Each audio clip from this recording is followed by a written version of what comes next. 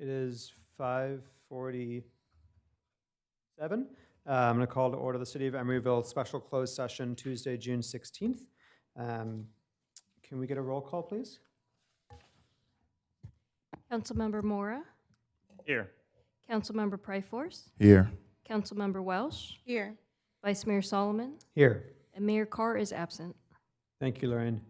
Any ex parte communications on this item to report? Seeing none. Any public comment? Seeing none in the room. Move on to our closed session item tonight, item 5.1, conference with real property negotiator. We'll take that in the conference room.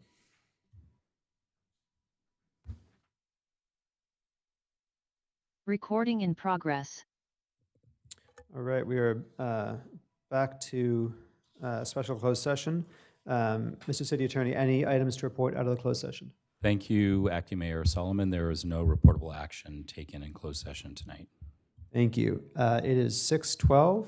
I will adjourn the special closed session. We will wait until 6:15 to start the next special meeting. It is 6:15. I'll call to order the special meeting of the City of Emeryville on June 16th. City Clerk, can you take roll, please? Councilmember Mora, Here. Councilmember Pryforce, Here. Councilmember Welsh, Here. Vice Mayor Solomon, Here. Mayor Carr is absent. Thank you. Our only item on the special meeting tonight is the resolution of the City Council of the City of Emeryville appointing planning commissioners. And we have one applicant in person.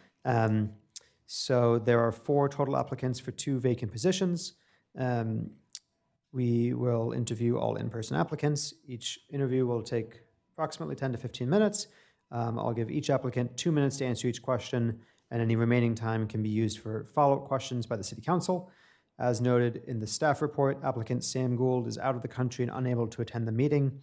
Staff provided the questions to him, which were forwarded to the City Council and are in the public agenda binder for review. Additionally, we have 2 other applicants, Felicia Agrelius and Calvin Dillahunty, who are unable to attend the meeting tonight. So with that, I'd like to ask Zoe Chafe to come up to the podium. And I've got a couple of questions for you. I'll start with the first question, which is, why are you interested in serving on the city's planning commission? In your response, please include a summary of your relevant education, skills, and experience, including any past civic involvement. Thank you, Vice Mayor Solomon, and good evening, council members. I have served on the Planning Commission for 2 terms now. It's been a wonderful experience. I have a background in energy and resources and public health. In my day job, I work for an organization that works directly with big cities around the world on climate change, air pollution, and health. My skill set is mainly in translating science into policy and helping to use it for the best possible planning outcomes. So this is an opportunity to serve my community much more close to home and complement some of the more global work that I do in my day job. So I'm happy to answer any questions that you have. Thank you. Next question is, what do you see as the role of a planning commissioner? I think a planning commissioner is responsible for reading all of the planning documents as closely as possible and assessing whether opportunities that come before the planning commission are viable and also proceed according to the plans that are in front of us. And there's also a level of judgment and forethought that goes into being a planning commissioner, where you can help to set a vision for the city. And I know we're going to go into another general plan production cycle soon, which is a great example of how the community can come together to really set a vision for the community. So I see planning commissioners as being responsive to what's come before us, implementing what's already on the books, and then also steering the future. Thank you. Next question is, describe your knowledge of the city's general plan and any other major planning documents that have been adopted by the City Council in the past 2 years. So the general plan to me is an umbrella. It includes a lot of different plans that come together into a cohesive vision for the city. And one piece that I like to refer to often as the housing element, because I think Emeryville was rightly lauded by the state for doing a great job on the housing element. And that's something that we continually refer to in our planning decisions. It's always interesting to hear how the implementation of that is going. And I know we have challenges ahead of us right now with the economy and with the number of applications we've been getting in to actually implement. But Emeryville is very creative, and I think we're doing everything we can to make progress. There are a few other documents, such as the active transportation plan, that are a bit older now, but I think they really show that with sort of this umbrella or framework out there, you can really involve community in putting together a remarkable plan for a city. Thank you. Final question is give one example of a recent economic development or housing project in Emeryville that exemplifies your point of view regarding design, community benefit, and/or community process. Please explain why. So I'd point to two. One is the Nellie Hannon Gateway is one that's been completed recently, and I think that's, brings together so many elements that we're looking for in this city: access to transportation, support for many vulnerable communities and populations that have faced a lot of different headwinds, and hopefully can find support in their new housing. So that it's really exciting to see that completed. One that I have on my radar is over at Christie Park, the perennial, and I think what's a great thing to point out about that project is the number of community engagement meetings that went into the planning for that, and the fact that it'll expand park space, link housing to goods and services at the public market, and really invigorate a part of the city that could become even more the heart of the city with more people living there. Thank you. Those are all of the prepared questions. I will now open up to my city council colleagues. Does anyone have any questions for Ms. Chafe? No additional questions? Okay. With that, I'll give you another 2 minutes to add in closing remarks. Is there anything you would like to add as closing remarks to assist the city council in our deliberations? I would just say thank you for the time tonight. I'm really looking forward to, if I have this opportunity, working on upcoming projects and ongoing projects such as the 40th Street redesign.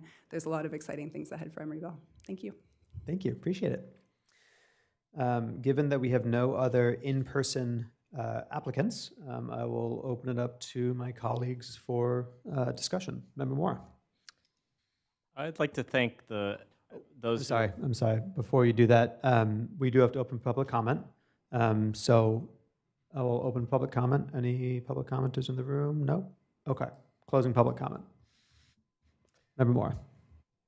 I just wanted to thank the applicants who applied, including the two returning commissioners for reapplying, Commissioner Chafe and Commissioner Gould. I'm actually grateful that they're willing to continue serving on the commission. They've both shown a deep familiarity with the city's planning documents, and from what I've seen, they recognize the need to balance development with the city's needs. And so I'm happy to make a motion to reappoint Commissioner Chafe and Commissioner Gould to the Planning Commission. Thank you, Member Moore. Member Walsh. Thank you, Mr. Vice Mayor. Or Acting Mayor Solomon, for the evening. I just wanted to echo Member Moore's comments and really appreciate Commissioner Chafe's comments about our general plan being an umbrella and it having an encompassing view of what is in store for Emeryville, and really understanding that as a community that's growing, it's more of a living organism, and our general plan is a guide, and understanding that communities need to be and should be flexible and be able to meet the moment, and really feel that she and Commissioner Gould really understand that there has to be, as Member Morris said, a balance between different priorities. There's obviously not just the infrastructure, but what does it look like economically, health-wise, safety-wise, to support the growth and preservation of a community. And with that being said, I'd be happy to second Member Moore's motion. Thank you, Member Welch. Before we take roll, I'll just thank Zoe for being here in person, answering our questions, and her thoughtfulness for the last 6 years, I suppose, on Planning Commission. And I think this is going to be a very important next term. There's, with the general plan update, but also just a variety of new development projects coming to our city. I think people who are thoughtful and diligent, do the work, and have a vision for, positive vision for our future is really important. So with that, unless there's any other discussion from the dais, I will ask for a roll call, please. Councilmember Mora. Aye. Councilmember Pryforce is recused. Councilmember Welsh. Aye. Vice Mayor Solomon. Aye. And Mayor Carr is absent. Motion passes. Thank you.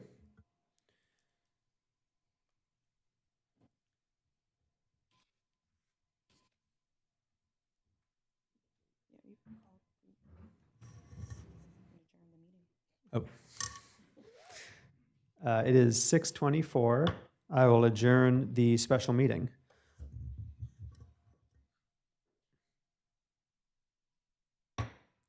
It is 7 o'clock. I'm going to call to order the regular meeting of the City of Emeryville on June 16th. City Clerk, can you take roll, please? Councilmember Mora. Here? Councilmember Pryforce. Here. Councilmember Welsh. Here. Vice Mayor Solomon. Here. And Mayor Carr is absent. Thank you. Next is approval of final agenda. Do I have a motion? I'd like to modify the final agenda by pulling item 9.5, the resolution for the appointing members to various committees, and treat that as a standalone action item. And I'll make a motion to approve as amended. I will second. We have a motion and a second. Can we take a roll? Councilmember Mora. Aye. Councilmember Pryforce. Aye. Councilmember Welsh. Aye. Vice Mayor Solomon. Aye. Mayor Carr is absent. With that, we'll move to special orders of the day. We have two proclamations. First, proclamation of the City Council of the City of Emeryville recognizing June 19th, 2026 as Juneteenth Freedom Day in the City of Emeryville. I've asked my colleague, Councilmember Courtney Welch, to read this proclamation. Thank you, Mr. Vice Mayor. Proclamation of the City Council of the City of Emeryville recognizing June 19th, 2026 as Juneteenth Freedom Day in the City of Emeryville. Whereas June 19th, 2026 is declared as Juneteenth Freedom Day, a nationally recognized day which celebrates the rich culture, legacy, and heritage of Black and African American people. And whereas 2026 marks the 161st year of Juneteenth Freedom Day, with Juneteenth being the oldest known celebration commemorating the abolition of slavery in the United States, dating back to June 19th, 1865, when Union soldiers, led by Major General Gordon Granger, arrived in Galveston, Texas, with news that the war had ended, freeing the enslaved, and whereas this was 2.5 years after President Abraham Lincoln's Emancipation Proclamation, which became official on January 1st, 1863, and whereas the United States Congress between 1865 and 1870 would pass key amendments to the U.S. Constitution that upon ratification by each state would profoundly change the legal status of those once enslaved. The 13th Amendment abolished bonded servitude. The 14th Amendment conferred citizenship upon those once enslaved. Finally, the 15th Amendment enfranchised men once held in bondage. And whereas today, Juneteenth Freedom Day celebrates Black and African American people's freedom and achievements while encouraging continuous self-development and respect for all cultures, as it takes more national, symbolic, and global perspective to ensure the events of 1865 are not forgotten. And whereas the observance of Juneteenth honors the history and perseverance of Black and African American people and celebrates America's progress and continuing commitment to realizing the principles of liberty and equality upon which our nation was founded, and now therefore be resolved by the City Council of the City of Emeryville that June 19th, 2026 is proclaimed Juneteenth Freedom Day, and the community is called upon to redouble its commitment to use its power to stamp out hate, racism, and inequalities and continue the work of equity, justice, and hope.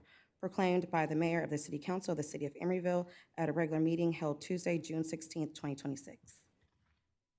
Thank you, Councilmember Welch. I believe we have a member of the public here to accept the proclamation.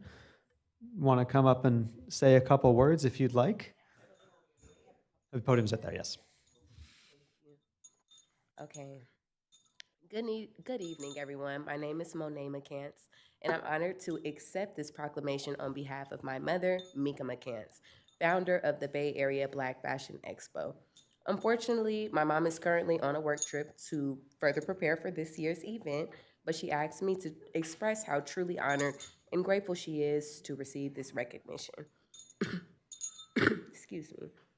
On behalf of my mother and our entire Bay Area Black Fashion Expo team, we would love to extend our sincerest thanks to Mayor Carr and the Emeryville City Council and the city of Emeryville just in general for believing in our vision and providing us with the opportunity to create something meaningful for our community. What started as a dream to celebrate Black creativity, entrepreneurship, fashion, beauty, music, and culture has grown into a movement that brings together thousands of people each year. This proclamation is not just a recognition of my mother's work, but of every entrepreneur, designer, model, beauty professional, performer, vendor, volunteer, sponsor, and community member who has helped make the Bay Area Black Fashion Expo what it is today. As the production manager for my mom, I have had the privilege of being a part of the Bay Area Black Fashion Expo from the very beginning. I've witnessed firsthand the countless hours, the sacrifices, the unwavering commitment she's poured into creating an event that truly uplifts and creates opportunities for others. Her passion for supporting Black-owned businesses and building community is truly inspiring. We are incredibly proud that the city of Emeryville has embraced the Bay Area Black Fashion Expo and recognized Juneteenth through this celebration. Together, we are creating a space where culture, creativity, and community can thrive. Thank you again for this tremendous honor. We do not take it lightly, and we look forward to continuing to grow this event and serve our community for years to come. Thank you. With that being said, here's my formal invitation to the Bay Area Black Fashion Expo. Please join us this Friday right up the street on Bay Street at 12 p.m. The event will last from 12 to 6 p.m., and I would love to see all these beautiful faces in there. It'll be very live, full of joy, music, family, food, friends, all that you can name. So I would love to see everybody there. I hope everyone has a chance to stop by. Thank you for giving this award to my mom.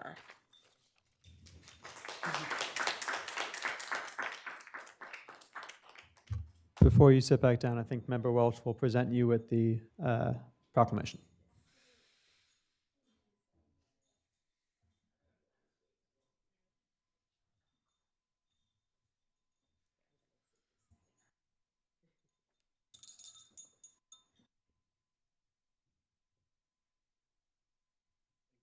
Thank you.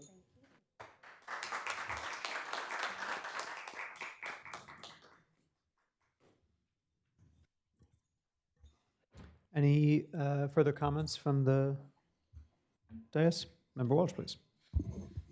Thank you, Monet, for being here on behalf of your mom and all of the vendors that participate in our Juneteenth celebration here in Emeryville. I just wanted to state I'm always very excited for this celebration as far as Juneteenth, not just in our city, but nationally. So much of our history and culture are being erased all throughout the nation, and this is just reaffirms Emeryville's commitment to Black history, not just here, but throughout the state of California and throughout the nation. And so much of what we talk about with Juneteenth is the past, but really it's about the future. And I think I say this every year. Coretta Scott King says, you fight for freedom in every generation. And we're continuing to fight for freedom here because it is being entrenched upon, not even just slowly, but being forcefully taken away from many Black people throughout the nation. And we see it every day, and we hear about it every day. And I'm so happy to have the Black Fashion Expo here. So much about freedom is not just legislatively, but to be creative and to express ourselves through the arts, through music, through beauty, through fashion. And that is so much a part of Black history as well. So thank you for all of your work. Thank you to everyone that is participating for our celebration here. And I'm looking forward to Friday.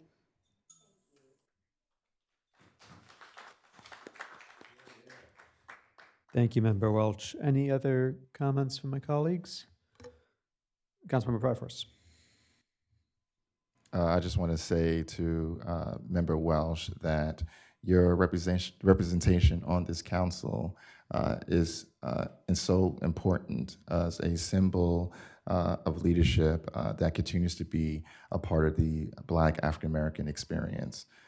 That there's actually 80, if you want to meet blood and land, African Americans have 80 to 90% of those, in terms of genetics and blood, of those who founded this nation. The average for white Americans is anywhere between 22 and 23%, which means that those who founded this nation run so deep in your roots. And so, your representation on this council, the plight of Black African Americans that continue to lead all of us throughout the diaspora, you are the leaders. Then I celebrate as a Haitian American the Black African American experience, and as well as June 16th, that before I learned of the national anthem, I knew of the Black national anthem. Thank you. Thank you, Member Pryforce. And yeah, you both said it better than I could, so thank you. And look forward to celebrating Juneteenth on Friday, 12 to 6 at Bay Street. Thank you. With that, I will move to item 4.2, which is the proclamation recognizing May 18th, 2026 as Haitian Flag Day. And I've asked my colleague, Councilmember Pryforce, to share that with the community. Thank you. Proclamation of the City Council of the City of Emeryville recognizing May 18th, 2026 as Haitian Flag Day. Whereas Haitian Flag Day commemorates the creation of the Haitian flag on May 18th, 1803, during the Haitian Revolution, a defining moment in the region's history that symbolizes unity, strength, and independence. And whereas the Haitian flag's colors, stitching blue and red together, blue representing Haiti's Black citizens and their African heritage, and red representing the blood spilled in the fight for independence, and the unity of a newly formed nation of Haitian people. The coat of arms symbolizes elements that came together in the fight for independence. Gade. And whereas Haiti became the first independent Black republic in the world and the first nation to abolish slavery permanently in 1804, a victory achieved through courage and sacrifice. Whereas the Haitian community has made profound contributions to the cultural, political, and economic life of the United States, from music and art to leadership and public service and business. And whereas Haitian Flag Day is also a day to honor the struggles and triumphs of Haitians, both in Haiti and in the diaspora, and to promote understanding, respect, and solidarity among all communities now and therefore be it. Resolved by the City Council of the City of Emeryville that May 18, 2026 is hereby proclaimed as Haitian Flag Day in the City of Emeryville, a reminder of Haiti's enduring spirit, a celebration of Haitian heritage, and a call to uphold the values of unity, freedom, and justice for all. Mes amis, proclaimed by the Mayor of the City Council of the City of Emeryville at a regular meeting held Tuesday, June 16, 2026.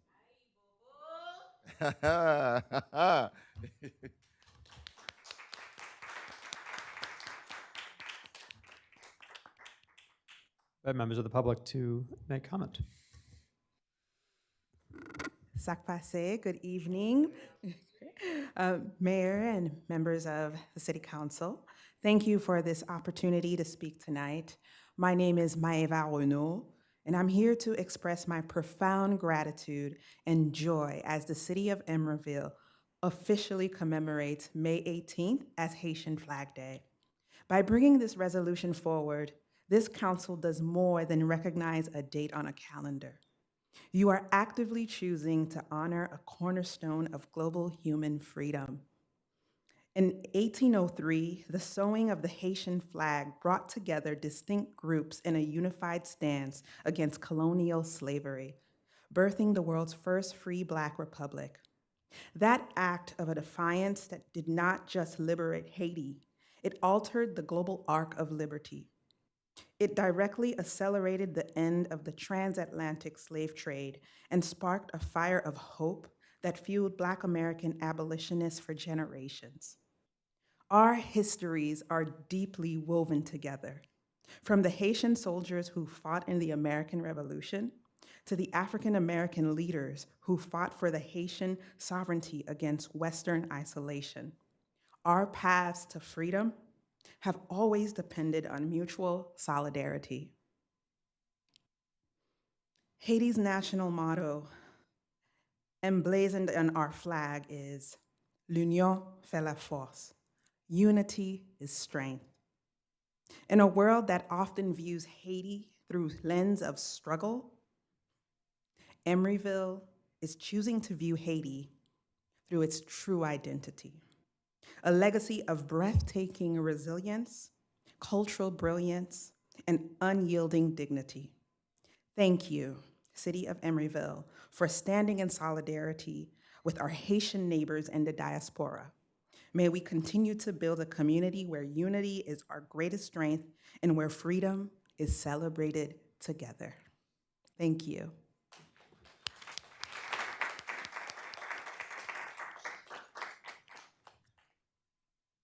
Thank you.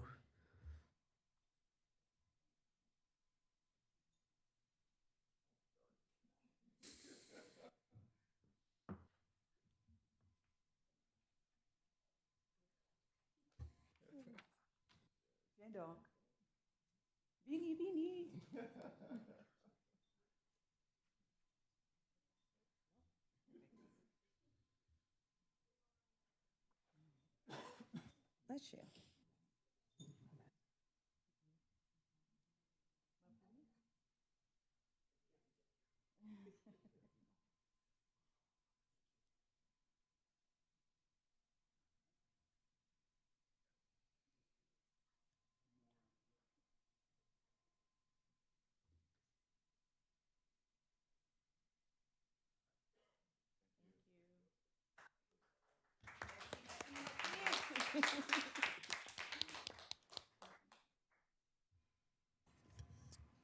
Thank you all for being here.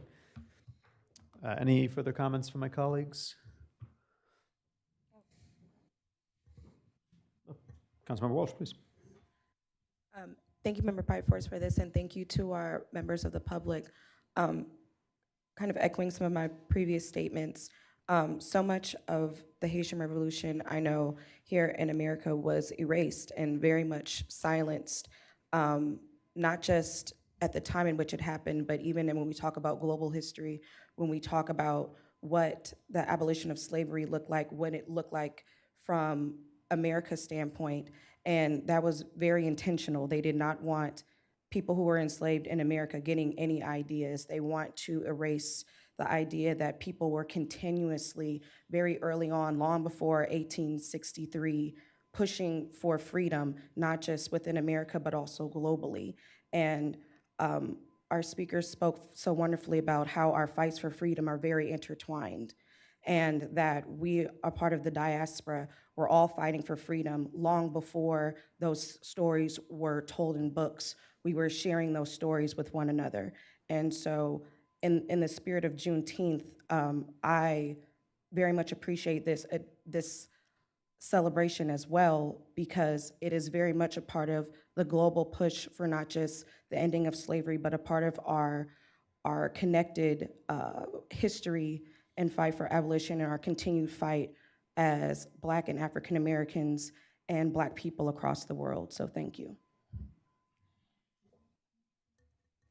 Thank you, Councilmember Welch. Wonderful. Excellent. Thank you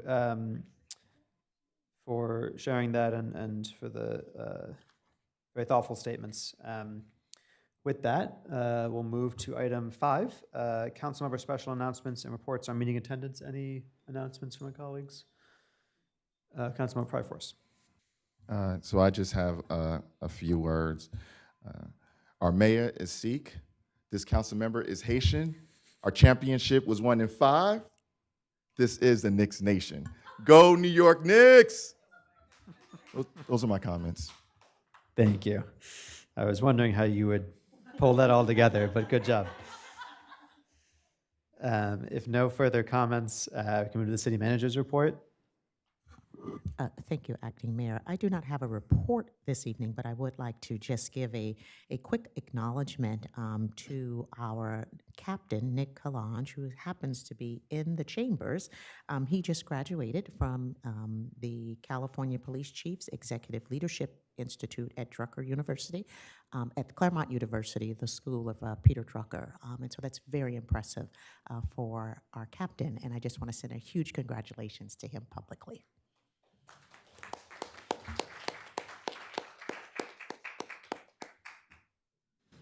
Thank you for recognizing that. And congratulations, Captain Kalange.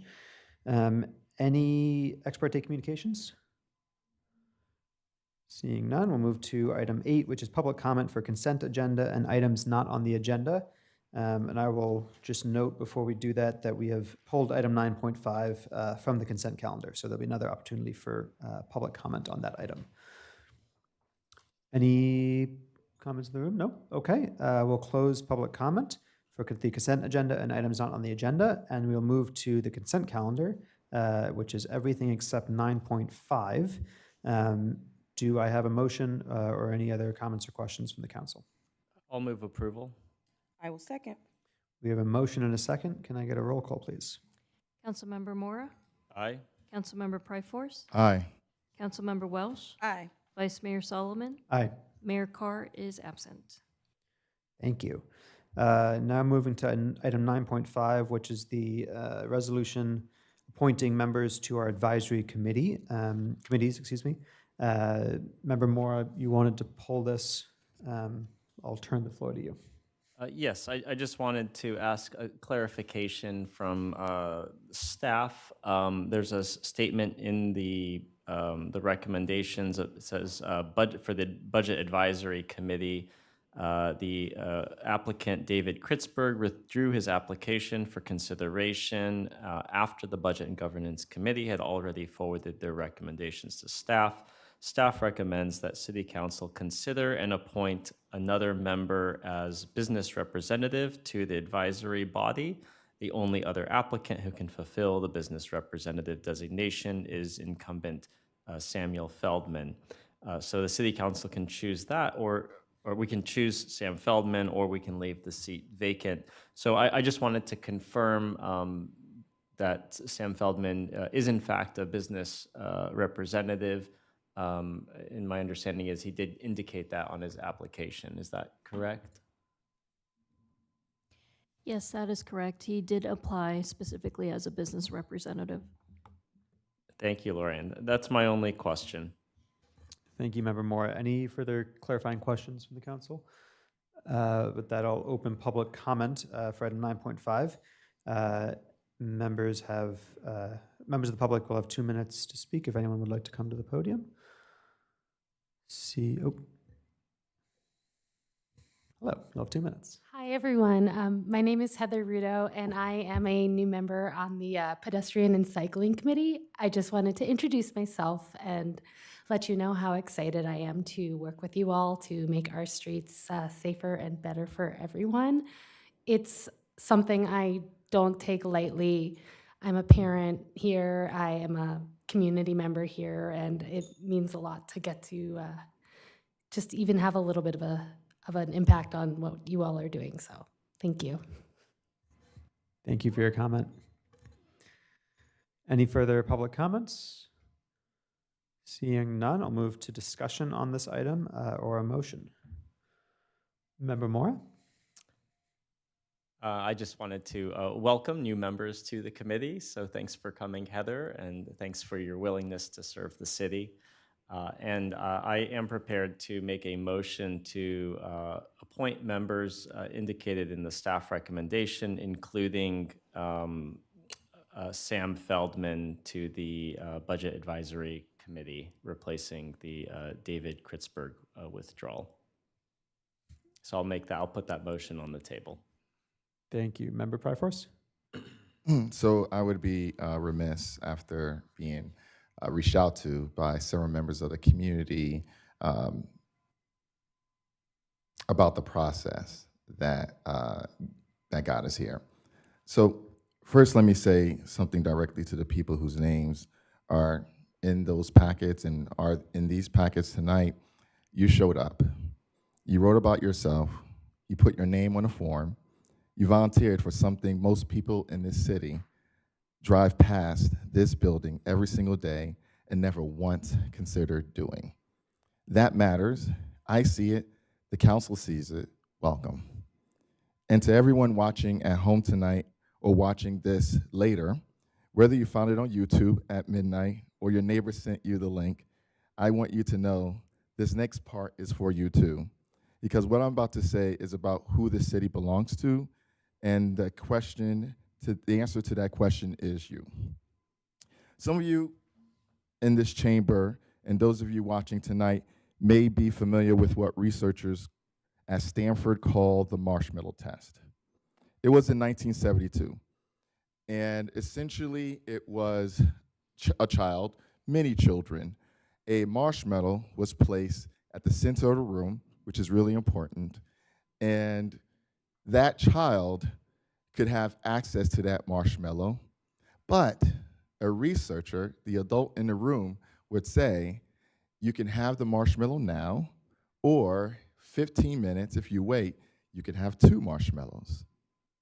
And it was interesting because half of the kids there immediately went for that mushroom. And it's so interesting, there's nothing more cuter than a kid having to sit on their hands trying to fight the temptation of going after that mushroom marshmallow. And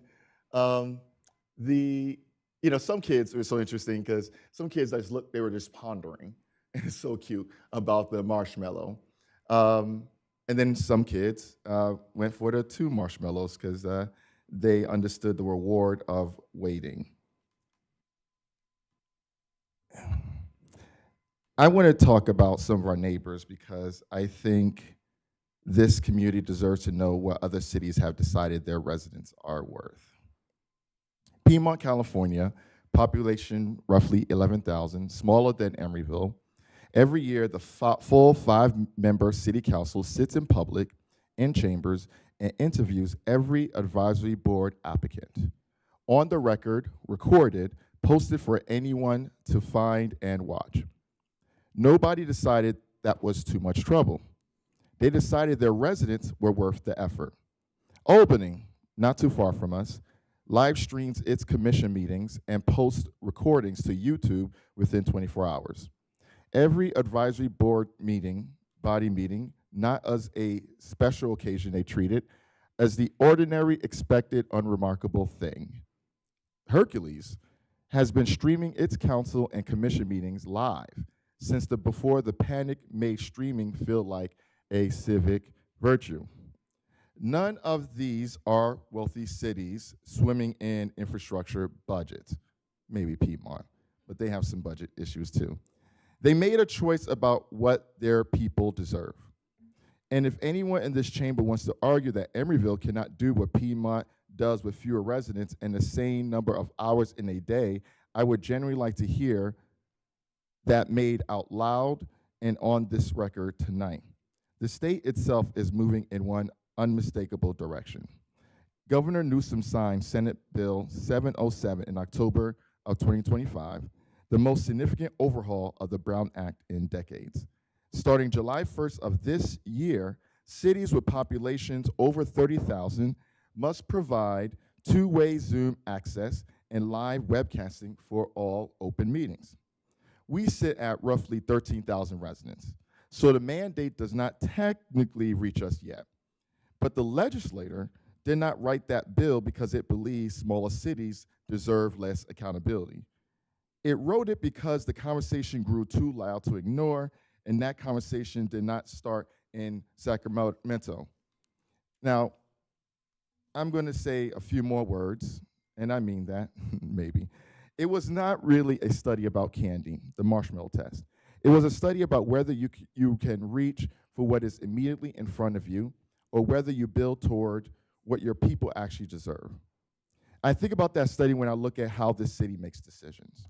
We build affordable housing and hold a ribbon cutting. Then we leave the people inside those units with no tenant protections until they get displaced. And somehow that becomes somebody else's problem to explain. I raised alarms about this budget that we have at this very dais and was told the city was in good financial shape. Now we're managing a crisis that did not have to happen.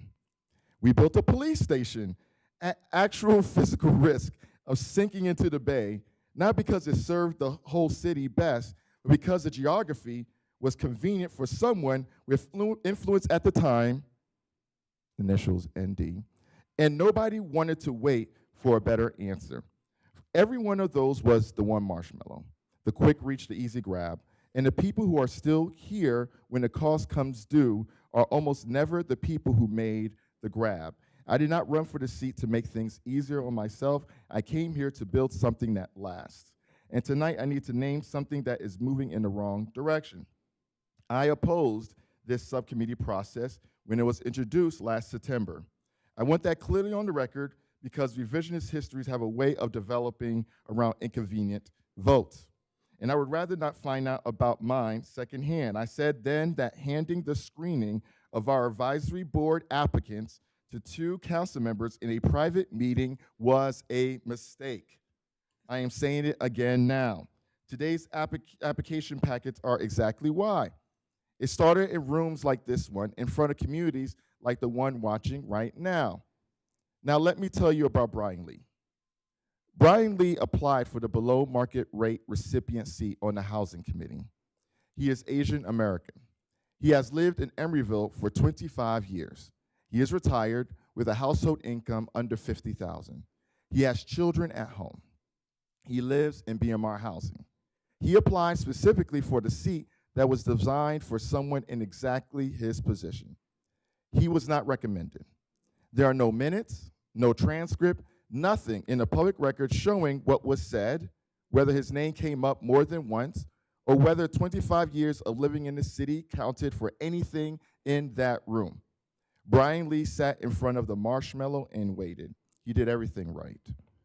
He is not the only one. Across every committee being voted on tonight, the pattern in these applications show people with deeper roots in the city, lower income, and the most direct personal stakes in what these bodies advise on being passed over for incumbents and higher income professionals newer to Emeryville with no public deliberation to show for it. I am not accusing the 2 council members who ran that meeting of acting in bad faith. I want to be clear. I cannot make that claim because I generally do not know what was said in that room. Neither does the public. Here's the full legal picture because the people of the city deserve the whole truth and a summary of it. The Ralph M. Brown Act opens with a sentence worth slowing down for. The people of this state do not yield their sovereignty to the agencies which serve them. The people in delegating authority do not give their public servants the right to decide what is good for the people to know and what is not good for them to know. Someone wrote those words because they understood something enduring about how power behaves when nobody is watching it. Left alone, it moves towards comfort, towards the familiar, towards the smaller room with the shorter guest list. The Brown Act exists to push back against that instinct. Is what happened on May 21st technically legal? Under Government Code Section 54952B, AI helped me with that one, a standing committee with continuing jurisdiction and a fixed schedule qualifies as a legislative body under the Act. The agenda was posted, written public comment was accepted, so yes, by the letter of the law, it cleared the bar.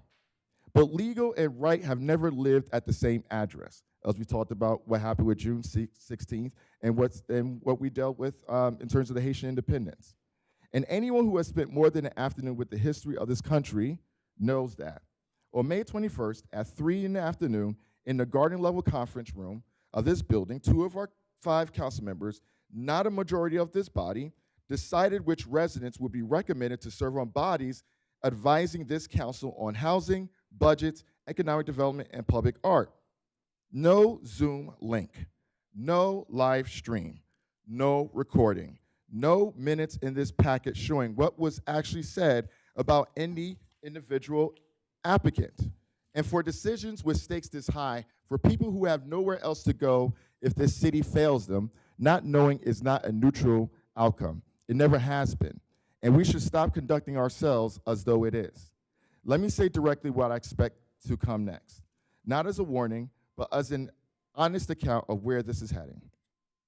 My accident in November took me off the field during a period when I would have been organizing a ballot initiative for an independent public ethics commission in this city, something with real authority to address exactly these kind of arrangements, where power consolidates just inside the legal line while the public waits outside it. I was not able to build that while I was recovering, and I'm sorry about that. I am better now. And that initiative, whether I'm sitting at this dais or not, will find its way to the next balloted opportunity. When it does, the candidates running in that cycle will face questions about what they did during this period, whether they opened the process or narrowed it, who got into advisory bodies, how they got here, and who was watching. Those are not hostile questions.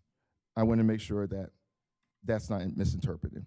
But they are ordinary questions a community asks when it's paying attention. Once again, this was raised to me because people felt that they were not represented, they were not included.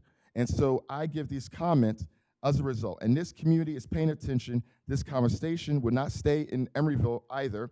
Cities across the East Bay and across the state are asking the same questions about subcommittee power, advisory body composition, and what transparency actually means when you are not a major metropolitan center. The people who wrote SB 707 wrote it because that conversation grew too loud to contain at the local level. I intend to keep it growing. The argument for creating this arrangement was efficiency, less time at council meetings, a smoother experience for applicants. I understand the appeal. Government moves slowly and people are exhausted by it. I get it. But efficiency that moves decisions away from public view is not a gift to this community. It is a cost charged to the people who, without telling them the bill arrived. And this is not a new story. The pattern of moving consequential civic decisions into smaller rooms, quieter settings, fewer witnesses, and calling it streamlining has a history in this country worth sitting with. Redevelopment that erased Black and Latino neighborhoods across America was often decided exactly this way, efficiently. But before a public meeting that ratified what had already been settled somewhere else, I'm not saying that what happened downstairs on May 21st, I'm not saying that we don't know what happened. We just weren't informed. We just weren't included in the process. And for the people whose lives are shaped by who sits on these advisory bodies, for the tenant, for the small business owner, for the senior on a fixed income, not knowing is its own kind of answer. Just as this council made accommodations so our Commission on Aging members could participate fully in public life, we owe that same seriousness of purpose to every resident who cannot walk into a garden-level conference room at 3 in the afternoon on a Wednesday. The shift worker, 3 in the afternoon on a Wednesday. Think about that. 3 in the afternoon on Wednesday. The shift worker who is still on the dock, the parent who has no one to watch their kids, the senior navigating fixed income and rising costs in the same month, the tenant working 2 jobs to stay in a city that keeps celebrating the affordable housing it built while leaving the people inside it without protections. The people watching tonight, at home, on their phones, wherever they are not spectators to their own government. They are the reason that government exists. And they deserve to be able to watch every decision this body makes about who gets a seat at the table and why. I was not sent here to be trusted in the dark. I was sent here to be accountable in the light.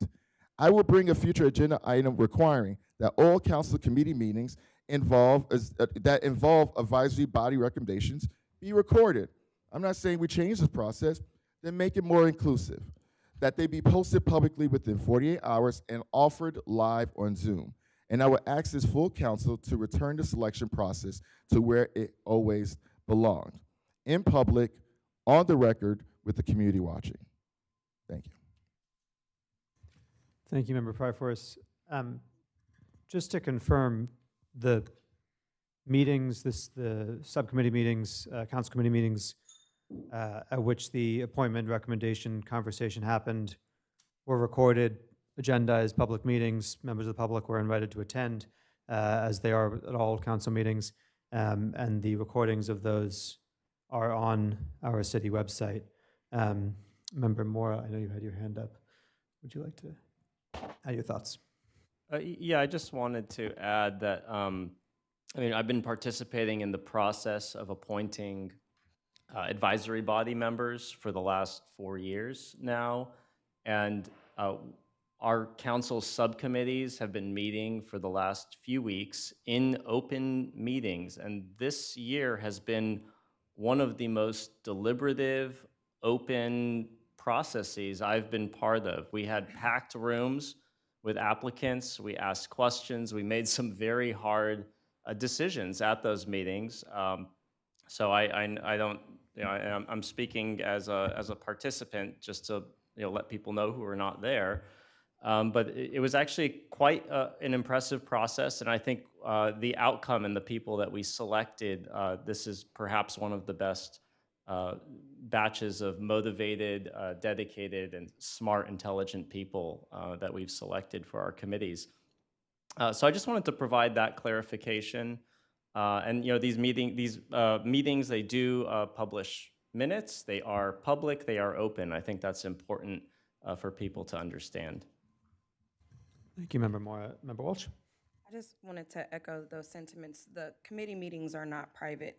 They're not closed door. They are welcome members of the public. Many of the folks that had applied for the advisory bodies did show up.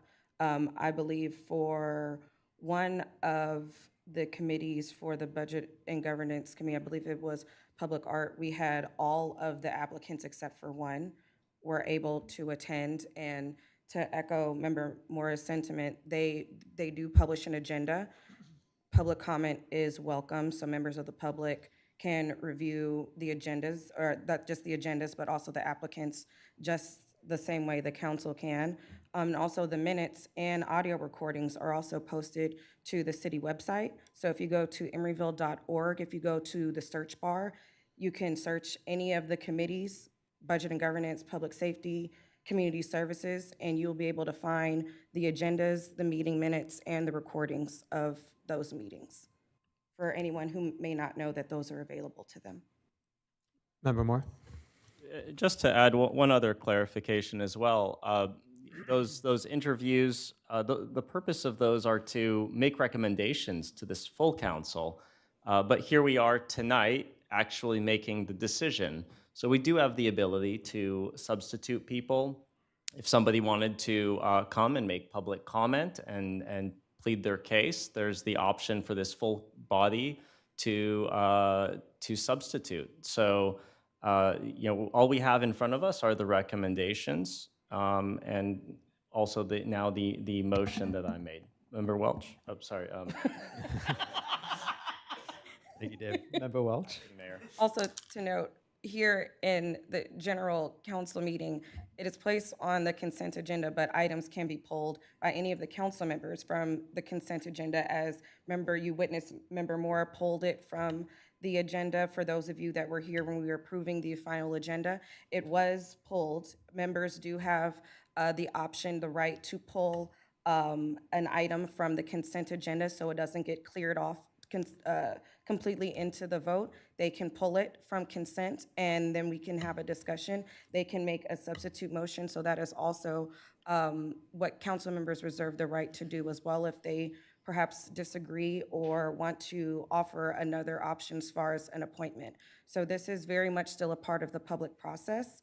It is not in any way closed off to the public. I understand completely the arguments around timing of committee meetings, which can be complex even for us council members who are also work full-time as well. So that can be challenging for people, especially those who are working, who might have different responsibilities. We understand that timing doesn't always work, but that is also why our city clerk does invite people when their appointments are coming up. If they cannot make it, they can submit a letter to the council that is read by us, stating their case and expressing their interest as well. And we do read those, and that is also included in the packet as well. Thank you, Member Welch. Member Pryforce? So this is the part where I have fun. So there was a council member, two-time mayor, I won't say his name, who during a candidate forum leaned over to Elaine Brown. And I know that because I had a friend sitting behind them. And he whispered, "Black people don't like me." When you have folks like those who have so much power and influence, and I can only imagine if they were on the Budget and Advisory Council and they get to filter who gets to apply and is selected and show up at 3 o'clock. I'm glad that you all recognize that that is very difficult. And when I'm told the room was packed, even at 3, that it makes it difficult and non-inclusive because, I mean, you all said something about the recordings and the minutes, but I didn't hear anything about the Zoom. I didn't hear anything about the ability for people to be able to interact. I mean, that's what SB 707 is about, the ability for people to interact and be included. And so maybe you all actually do agree with me that we should make it more inclusive, that we should allow Zoom to be a part of it, and that we become, on July 1st, just as inclusive and transparent as those 30,000 plus cities that SB 707 applies to. And so, I think maybe we are in agreement that we should make this much more accessible. Because, I think that it is only fair that those who apply, that you get to hear from me and others. And I can tell you just how amazing and fantastic you are, and thank you for what you're contributing to the city of Emeryville. Or maybe this process is to keep another Kalima Pride Force from getting to the committees and to the commissions. Because when I ran for office, I remember it being brought up. Well, Kalima Pride Force is just running for office straight from not being a city hall insider. Because that's usually how things work here. You go through the committees, and maybe you go through the planning commission, and then you're on the dais. When you create that culture of this is how things are done, and then you filter the process, you change something that wasn't there before, and then you filter against those like Brian Lee, right? I mean, in those minutes, did you all share why Brian Lee wasn't selected? And I have an issue, and I think so many have an issue because, once again, they brought it to me.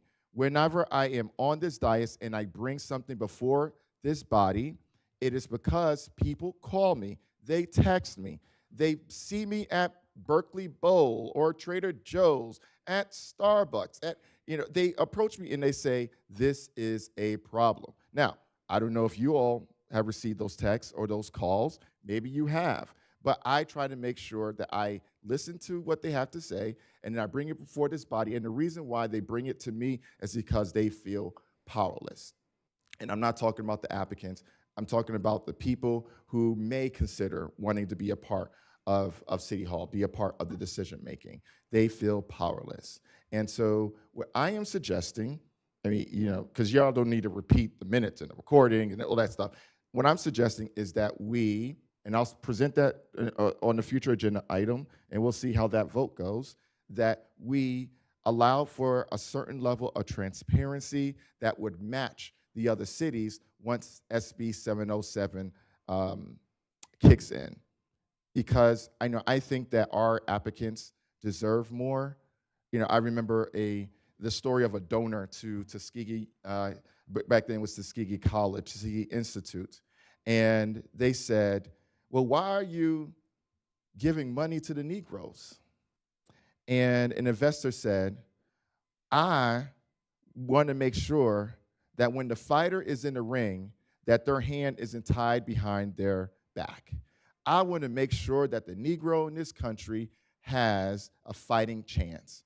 And I just think that every applicant should have a fighting chance. Thank you. Thank you, Member Pryforce. We have a motion on the table. Do we have a second? Second. Thank you. Before we take roll, I just want to commend the members of the public, both who we will be voting on, who are in the staff report, but also the full list of folks. I can only speak for, or I can speak most intelligently, I guess, about the members of the Bike and Pedestrian Advisory Committee that we voted on to recommend at Transportation and Sustainability Committee, but I was very impressed with the quality and quantity, frankly, of candidates. So congratulations to those who were recommended, but just, kudos to everyone, and remind those who are not approved tonight that anyone can and should show up to advisory committee meetings. You do not need to serve on the committee to attend and make comment. And anyone is welcome, of course, at City Council to attend and make comment on issues that they care about. So with that, we have a motion and a second. Can we take roll, please? Councilmember Mora, Aye. Councilmember Pryforce, Aye. Councilmember Welsh, Aye. Vice Mayor Solomon, Aye. Mayor Carr is absent, motion pass. Thank you. With that, we are moving to item 10, which is public hearings. We have one, 10.1, which is a resolution to grant a waiver from the noise ordinance to Rivian for 3 days upcoming. I think staff recommends waiving the presentation on this. Is that okay with my colleagues tonight? Okay. With that, do we have any clarifying questions for staff? Seeing none, we'll move to public comment on this item. Any members of the public wish to come and speak? Okay, seeing none. Any discussion on this item? Oh, I'm sorry. Apologies. Thank you. You have 2 minutes. Wondering if it's too late to speak on 9.5. Is that allowable? Just quickly after what council member brought up? Sure. Yeah. It's already been voted on, but you're welcome to speak. Yeah, just a comment. My name is Erica Vasquez, and I'm now part of the Budget Committee. And I do work for the City of Oakland, so I did have to take some time off to be part of that. So maybe like 4 hours off of vacation. But I think that when there's a will, there's a way.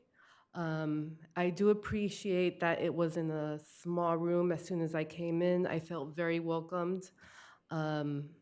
I believe it might have been the first time that it was done in this manner, so there probably is some room for improvement on maybe like questions and having more people show up and share their opinion, but I did feel very welcomed, and I do appreciate the offer and being part of the committee now. Thank you.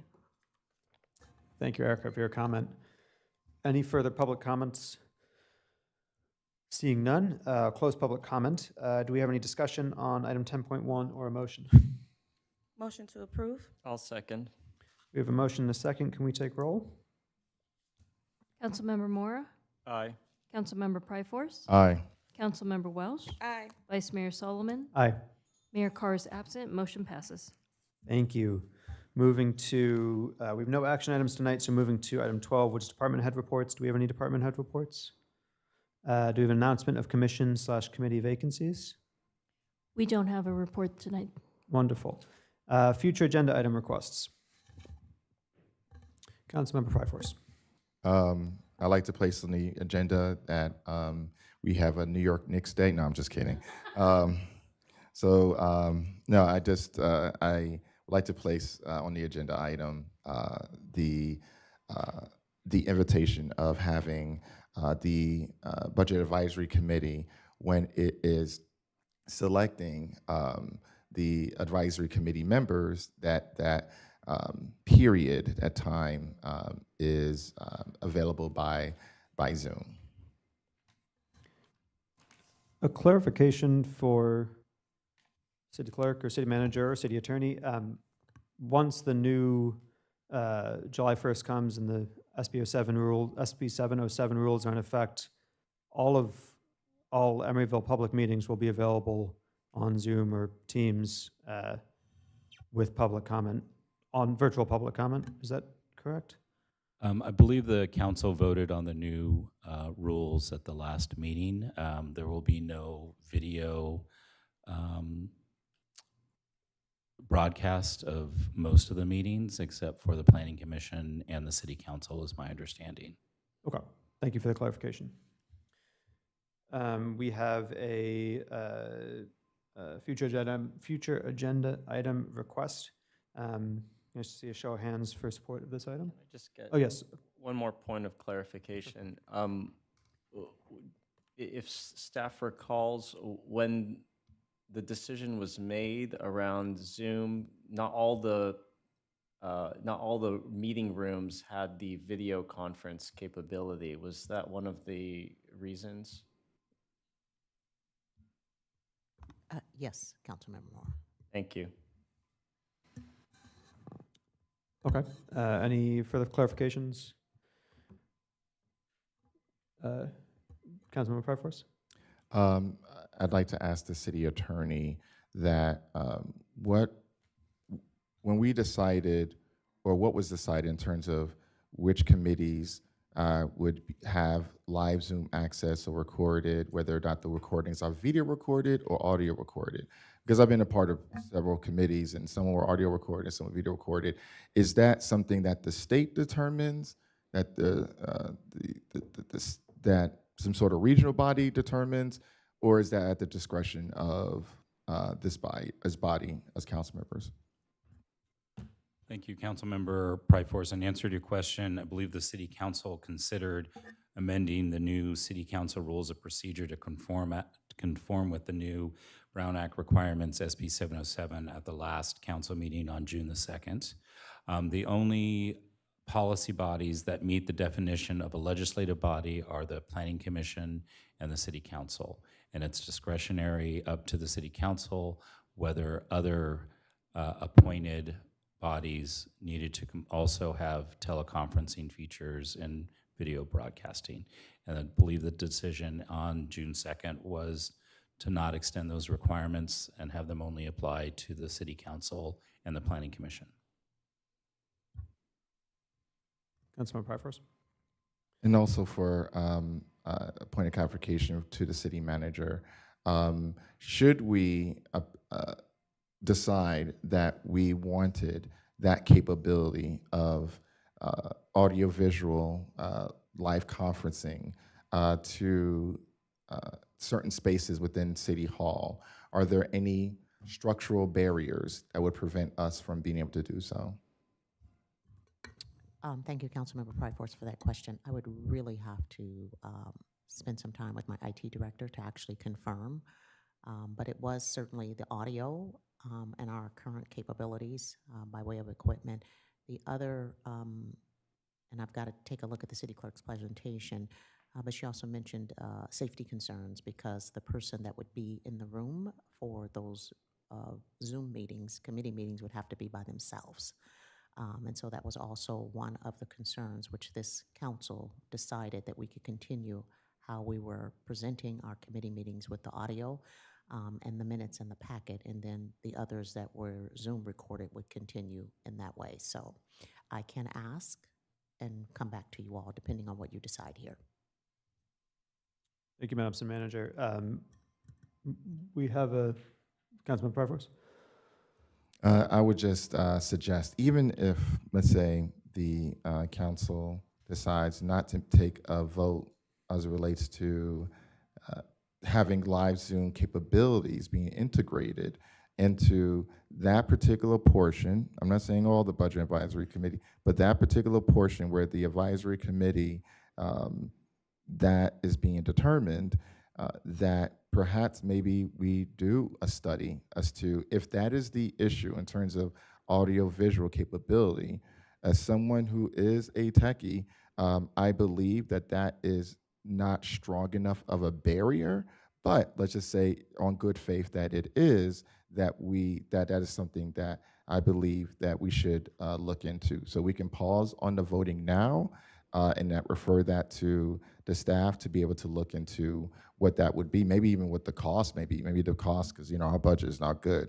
Maybe it'd be a cost issue, but I would definitely be open to that being passed to our staff to see if that is a barrier, because I believe that the Public Safety Committee, I believe that we used a TV and there was a video camera on the TV, and we had audio coming from that television. And so if that television that has all this AV equipment can pretty much be used in every room in the building, then I don't see what the issue is. Maybe it's a quality issue, but I think that I would just say it'd be it's not voted now. We pass it to staff to see if that is an actual barrier. But I would suggest that we provide that kind of capability to a process that is really important when it comes to how decisions are made around our city. Thank you, Member Proforce. As the next step, given that there's some outstanding questions, can I suggest that you speak with the city manager and IT department and city clerk's office and get more details on this and then come back to the full council? I would be perfectly amenable to that, Acting Mayor. Thank you. Sounds good. Thank you. Any other future agenda item requests? I have one. This is regarding a potential letter of support for a legislative bill that Assemblymember Bonta, who's our assembly member, is putting forth regarding requiring additional environmental study for the proposed coal terminal that would be that's proposed for West Oakland, and if approved and put into place, trains of coal would be brought through Emeryville on a daily basis, and so would have a notable impact on members of our community. So this is quite a fast turnaround bill, so they're asking for a lot of support. So yeah, put that forward to, I know it's, it was just introduced, I think earlier today, so lots of open questions, but Member Pryforce. So I would vote yes, but I'd like to learn a little bit more about what would happen should the coal, like the environmental impact as it relates to the impact on Emeryville. And I believe that it would have a significant impact on Emeryville, but Oakland went and studied that it would be up to Emeryville to look at that. And so I'd be interested. So I vote yes, so I vote yes, but I'd perhaps maybe pass it to the staff to get more information to determine what would be that kind of impact, and especially if there's some sort of derail, how would that affect us? Would it be on the freight trains, or like there's so many questions I have, but I believe yes, I'm pro no coal terminal, and so yeah. Sounds good. Just to clarify, I think the bill is a state bill that would mandate the developer of a potential coal terminal in West Oakland to fund and study a environmental impact report that would then be a public document. The city of Emeryville is not responsible for doing this environmental review. So this is just a letter of support for a statewide bill. There's no additional cost to the city. Can I see a show of hands for support of this item? All right. Thank you all for that. Any other future agenda item requests? Member Pryforce? So I place on this body the discussion around the return of the Pledge of Allegiance. The Pledge of Allegiance is very important to me, and I believe that that this body should have a discussion. That the discussion around it originally had some issues. It wasn't exactly inclusive, and so I will demonstrate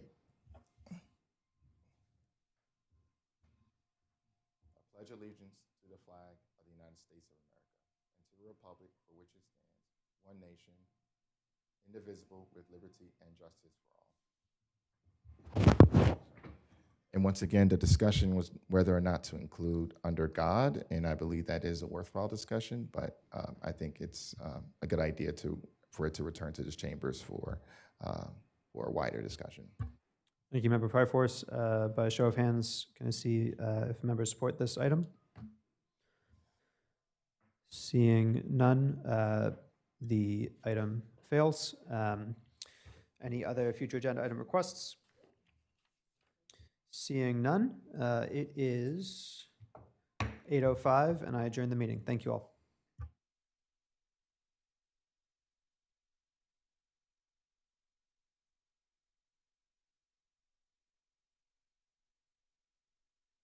Recording stopped.